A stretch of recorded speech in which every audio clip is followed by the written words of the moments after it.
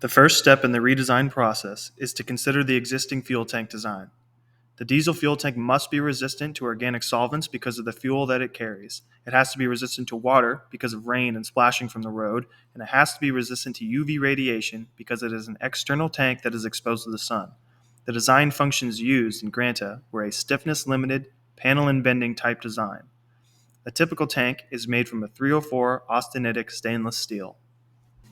An eco-audit was performed on the stainless steel fuel tanks based on the parameters to the left, including its inclusion in a long-haul semi-truck with a 10-year lifespan.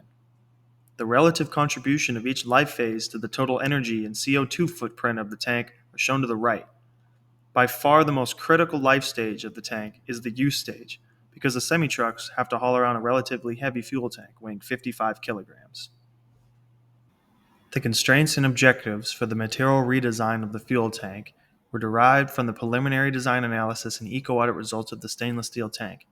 The constraints largely remain the same, including the durability limits of the material, but the density was selected to be lower than the 304 density to achieve a lighter material.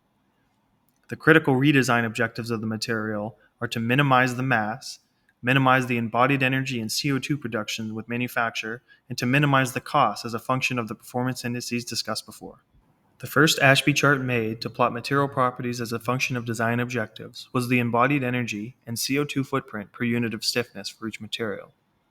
One material of each type was chosen to be representative, including a polypropylene impact copolymer, a 30% mineral-filled liquid crystal polymer, and a 6063 aluminum, all compared to the 304 austenitic stainless steel.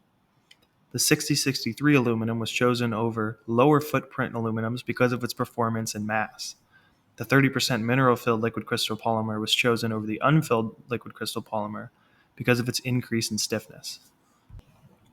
The second Ashby chart created plotted cost and mass per unit of stiffness for each material.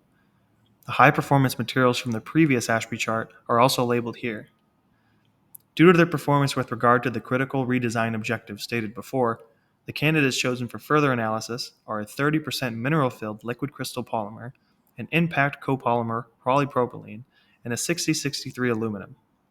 Critically, all three of these candidates have a lower mass per unit of stiffness than the 304 stainless steel, which will lower the environmental costs associated with the use stage of their life cycle.